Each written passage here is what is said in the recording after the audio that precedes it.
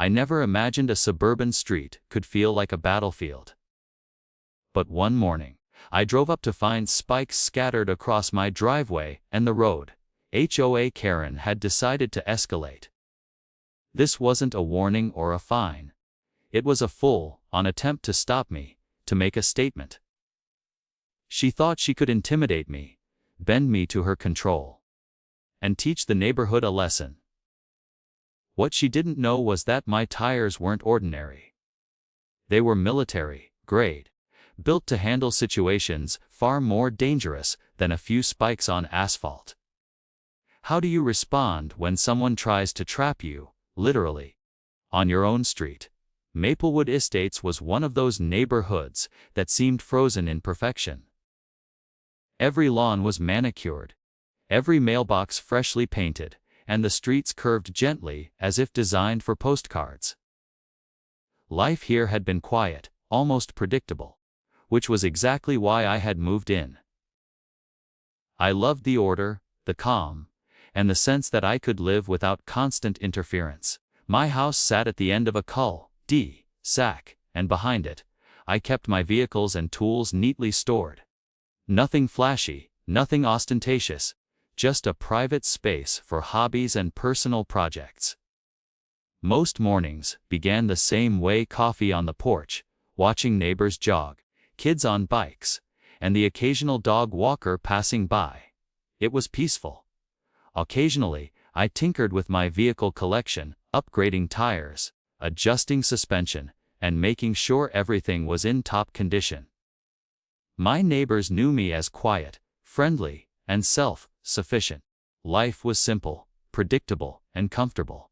That sense of calm started to unravel with the first HOA notice. It wasn't harsh, just a suggestion at first, but it hinted that certain modifications on my property might be out of compliance with community standards. I read it twice, certain it was a mistake.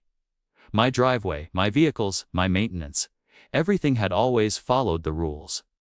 Still, the letter carried a subtle undertone, a warning that someone was watching, measuring, and judging. At first, it felt trivial, almost laughable. But the sense of unease lingered. I noticed the faint glances from neighbors, the quick pauses in conversation whenever HOA matters were mentioned, and the quiet presence of Karen herself, a woman whose reputation for controlling every inch of Maplewood Estates was well known. She had the type of meticulous attention to rules that made even small deviations feel like rebellion. Little did I know, what started as a minor note about compliance would escalate into something far more dangerous. A petty feud over aesthetics and rules was about to become a confrontation that would test every bit of preparation, resolve, and ingenuity I had ever relied on. And it all began with a quiet street, a driveway, and an HOA board member who decided my ordinary life was worth disrupting. It started small, letters slipped under the door or taped to my mailbox. The HOA, led by Karen, had noticed something out of place about my driveway and my vehicles. At first, the complaints were vague, concerns about visual impact or potential hazards. I laughed it off. My driveway was clean, my vehicles neatly parked, and the street had plenty of space for anyone passing by. But then the tone changed. A week later, another notice appeared, more aggressive this time. Immediate action required to comply with community standards. It read. Photos of my driveway were attached, circled and marked as if I had committed some unforgivable crime. There was a warning: failure to comply could result in fines, legal action, or even forced removal of property. The absurdity of it made my jaw tighten. My tires, my vehicles, my driveway, my property, were suddenly a battleground. I tried reasoning. I wrote detailed emails, documenting that everything was within regulations, that nothing posed a hazard, and that the vehicles were part of my private collection, maintained meticulously for safety. Some of them even had specialized, military-grade tires, built for durability and extreme conditions. I thought that would settle things. It didn't. Karen escalated. Notices became daily. One morning, I counted 3 letters by the front door, each threatening increasingly severe consequences. Another threatened fines that compounded daily. Another implied that the HOA might seek court action. She didn't just want compliance. She wanted control. Every action I took, every adjustment to my property, was scrutinized. Every neighbor glance felt like judgment. The quiet life I had cherished was now a constant cycle of anxiety, calculation, and preparation. Then inspections began. Karen and her small entourage of board members came unannounced. Clipboards, cameras, and measuring tapes in hand, they scrutinized every inch of the driveway and vehicles. "Are these modifications approved?" they asked, though I had followed every guideline. "Do these tires pose a danger?" they inquired, their tone accusatory. I showed documentation, permits, and manuals. Nothing satisfied them. Each inspection ended with another letter, another fine, another thinly veiled threat. Neighbors began whispering. Some offered sympathy, others veiled warnings. "Be careful," one said. "She's relentless." Another avoided eye contact entirely.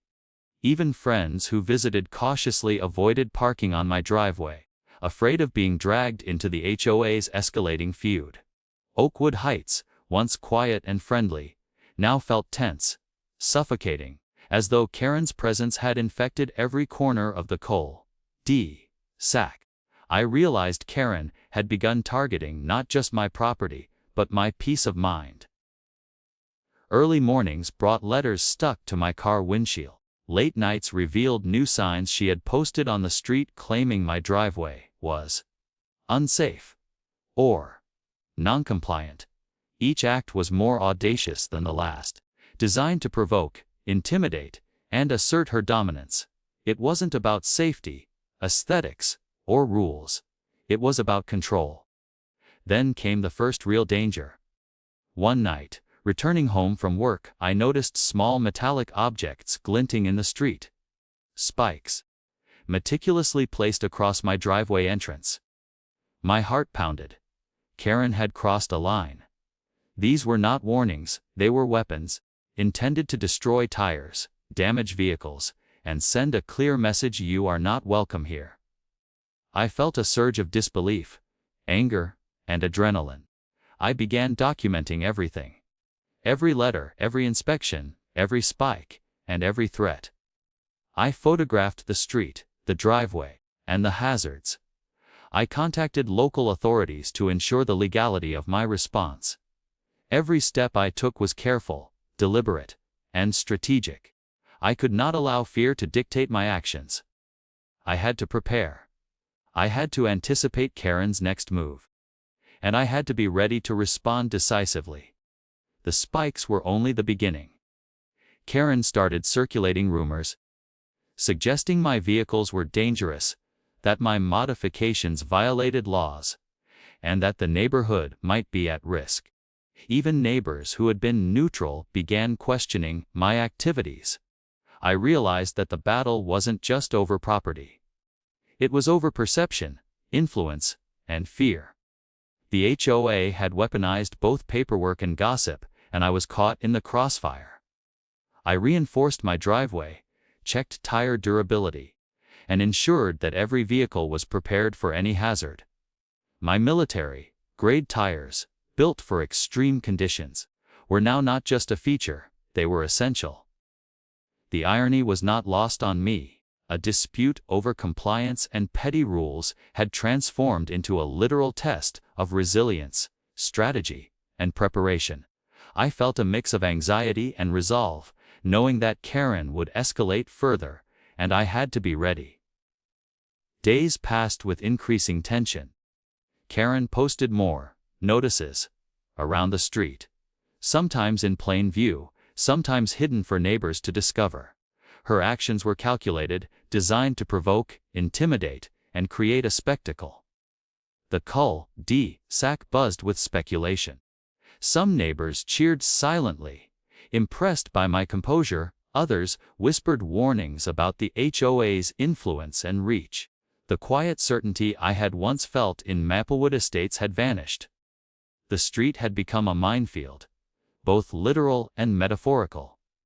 Then, the first public confrontation loomed.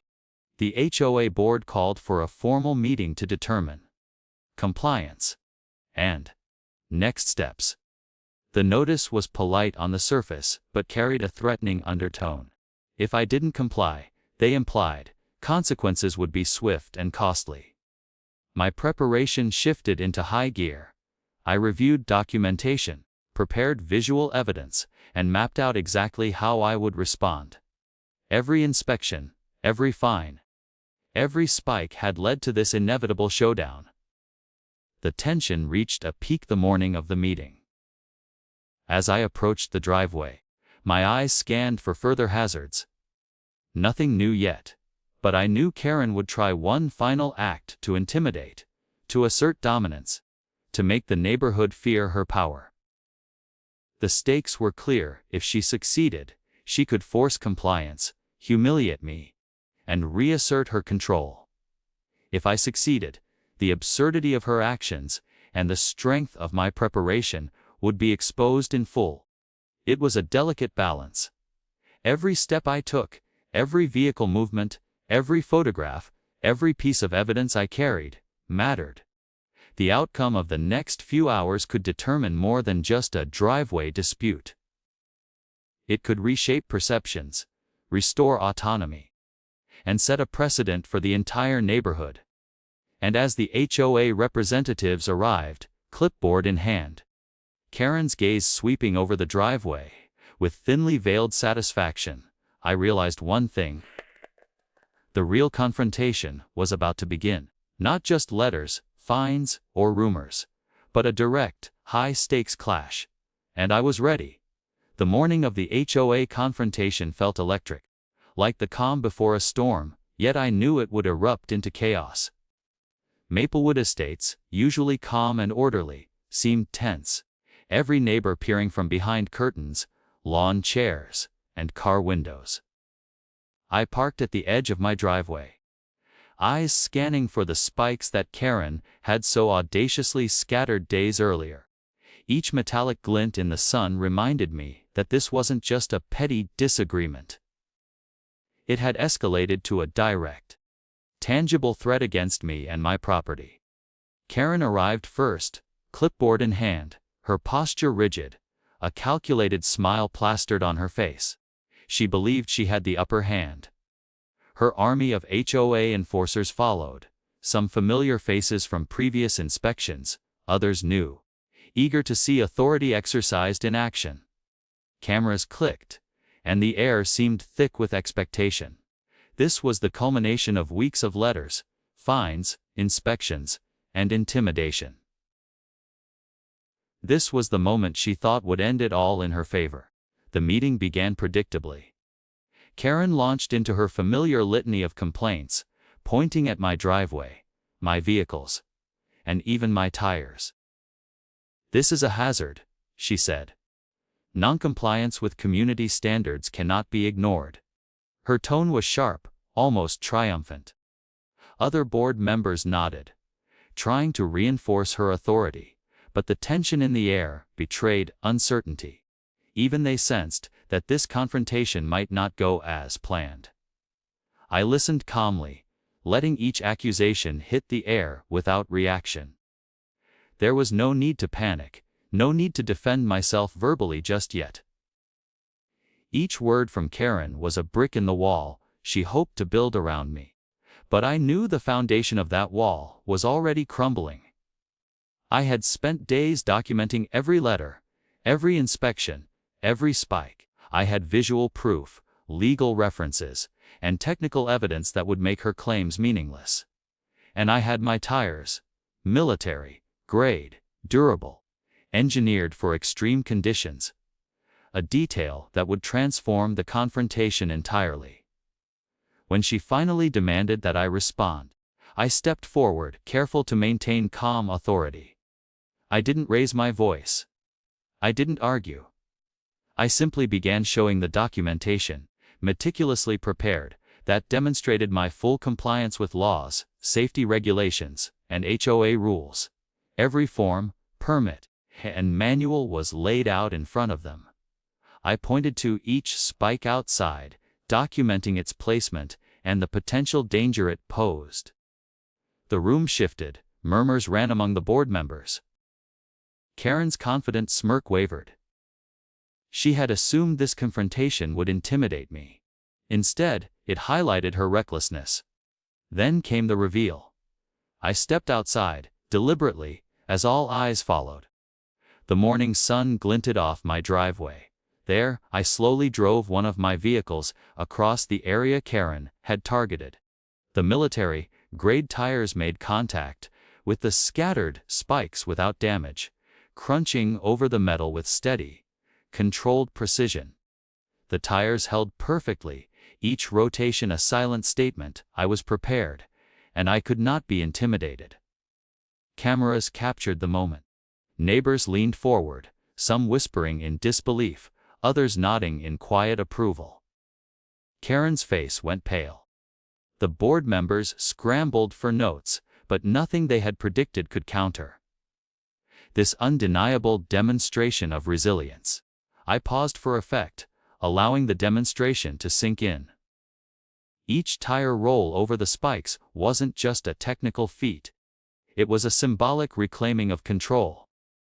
Karen's authority, built on fear and intimidation, faltered under the evidence of preparation, knowledge, and strength. I slowly circled the driveway, letting everyone see the untouched tires, the carefully documented compliance, and the undeniable proof that her petty attempts had failed.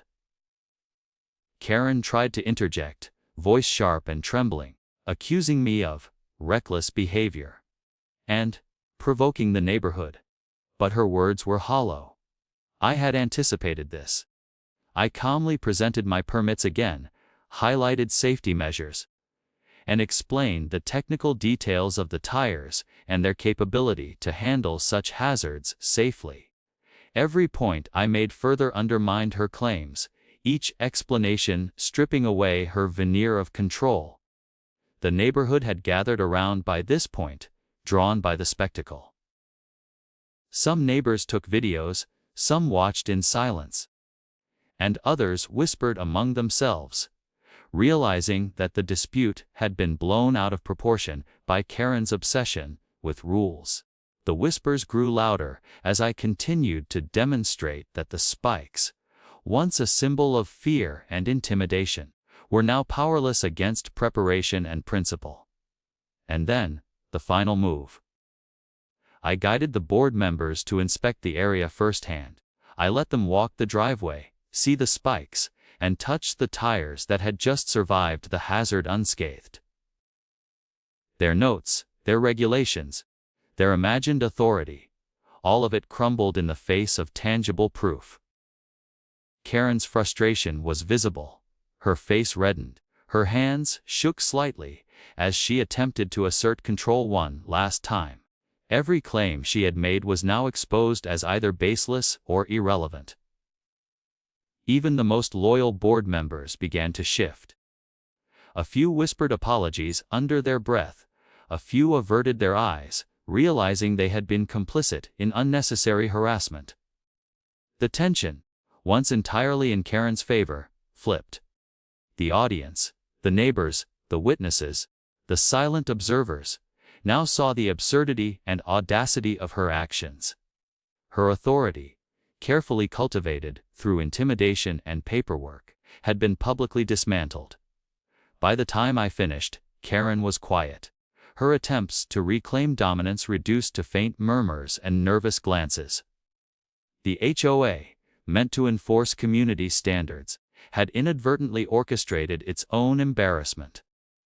The culmination of letters, fines, inspections, and now the spikes had all backfired, highlighting not only her misjudgment but the consequences of overreach. I walked back to my vehicles, the crowd of neighbors parting respectfully. My grandfather, who had observed silently the entire time, gave a subtle nod of approval. He had known from the start that preparation and principle would win, that Karen's obsession with control would falter when confronted with evidence, skill, and calm authority. Even as the meeting adjourned, the lessons of the confrontation lingered in the air. The neighborhood had witnessed a complete reversal of power. What began as intimidation had become a public demonstration of resilience and preparation. Karen's attempts to assert dominance had been exposed for what they were: petty, dangerous, and ultimately futile. And yet, as I stood on the driveway, surveying the scene, I knew one truth: this was more than a dispute over property or rules. It was a reminder that authority, when unchecked and abused, can threaten not just compliance but personal safety and peace of mind. And when such authority meets preparation, knowledge, and unwavering resolve, the balance shifts dramatically. Karen had installed spikes to control, intimidate, and humiliate. I had met them with calm, preparation, and indestructible tires. The confrontation was over, but the impact, the lesson, would linger far beyond that driveway, that street, and that neighborhood. And as the last board member quietly exited, I glanced at the street littered with the metallic remnants of Karen's obsession, knowing the real resolution had only just begun. The question remained: how many others would witness this spectacle, and how many would learn that intimidation only works until preparation meets resolve? After the confrontation with HOA Karen, Maplewood Estates felt different. The tension that had been suffocating the neighborhood for weeks began to dissipate like fog lifting over the cul-de-sac. The streets, once silent under a shadow of fear and compliance, now hummed with a quiet energy. Neighbors peeked from behind fences, some whispering congratulations, others simply nodding in acknowledgement. The spike incident and the public demonstration of my military-grade tires had been more than a spectacle.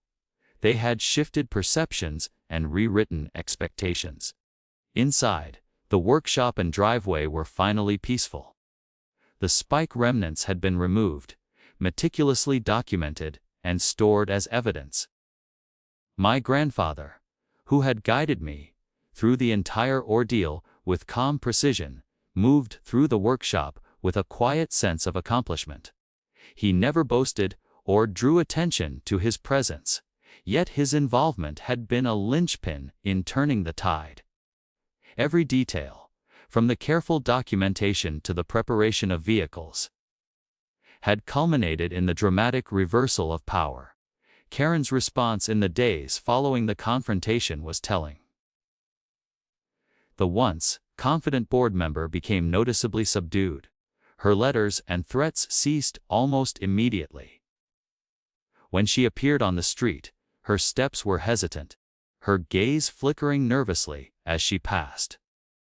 Neighbors who had witnessed the confrontation, the aura of authority she had cultivated through fear and intimidation, had vanished in a single, decisive moment.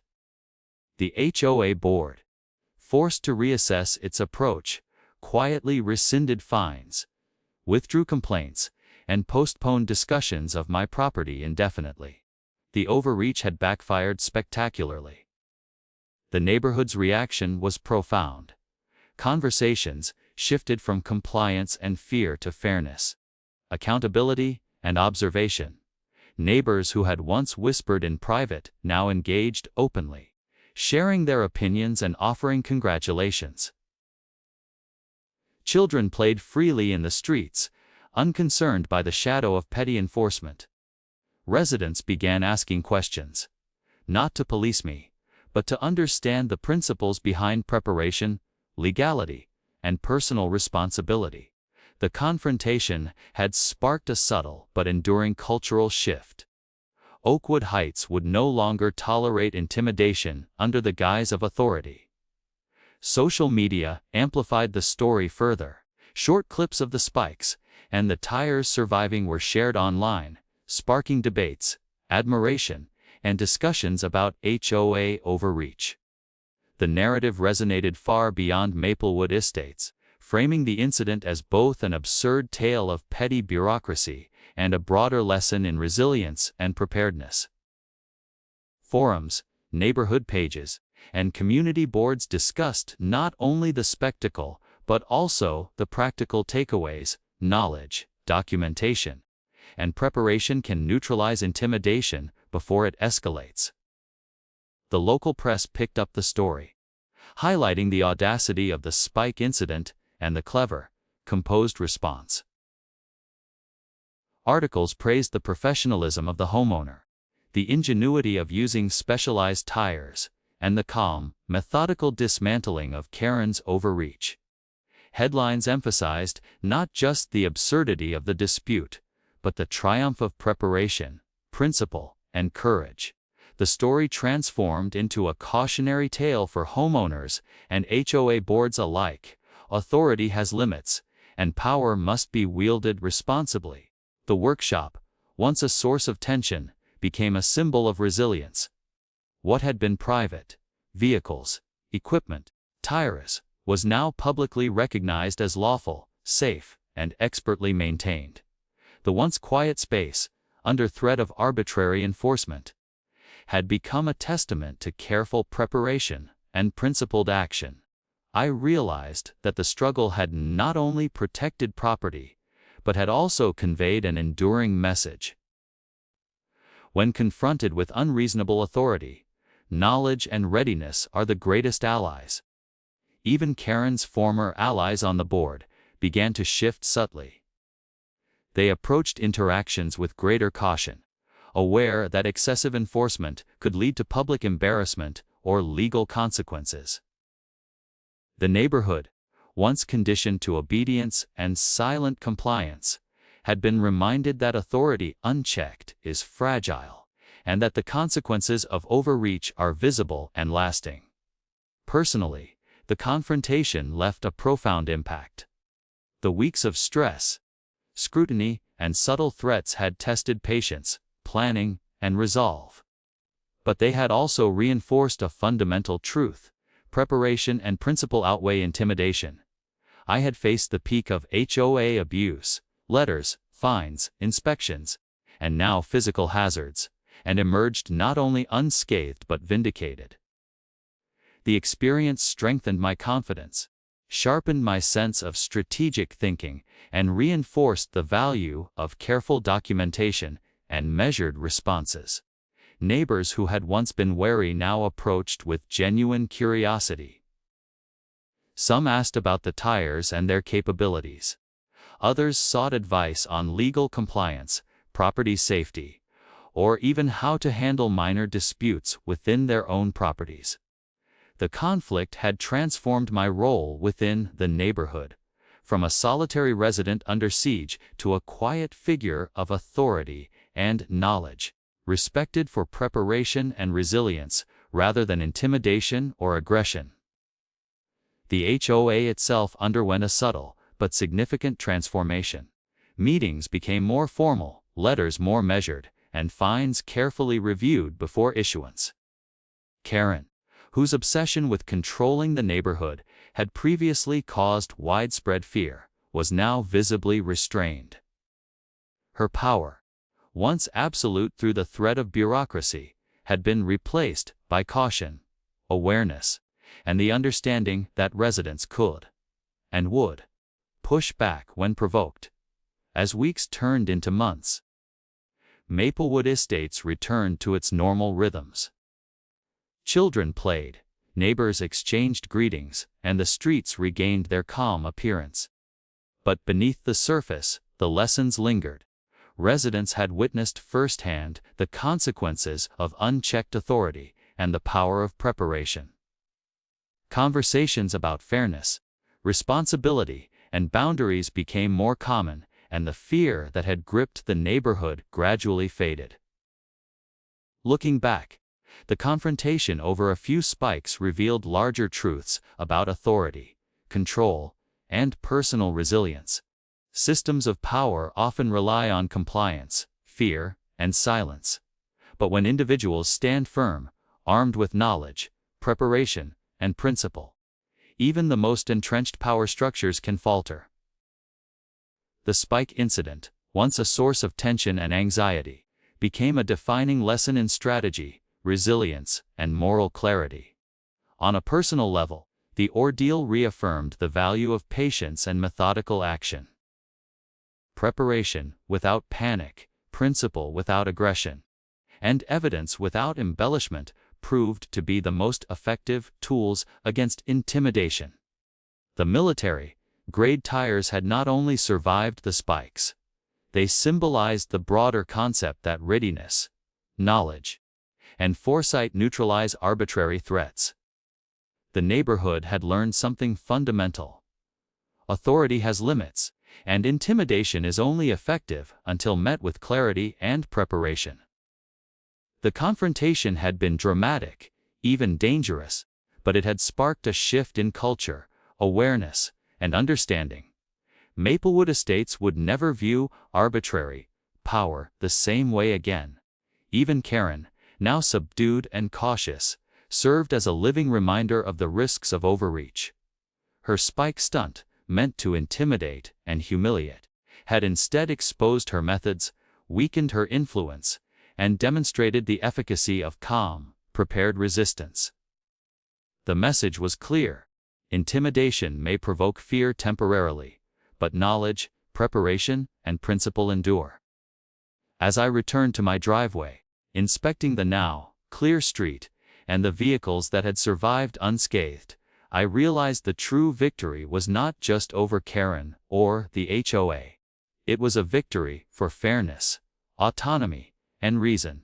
The experience had transformed a mundane suburban street into a stage for courage, preparation, and triumph over arbitrary authority. And as the sun dipped behind the trees, casting long shadows over Maplewood Estates, I couldn't help but wonder how many others would face similar intimidation, and how many would find the courage to meet it with preparation, principle, and resolve. One thing was certain: the lesson of the spikes and the military-grade tires would linger far longer than any letter, fine, or inspection notice. The street was calm again, the neighborhood restored, and yet the memory of confrontation remained, a quiet reminder that vigilance, strategy, and moral clarity are the true safeguards of freedom in any community.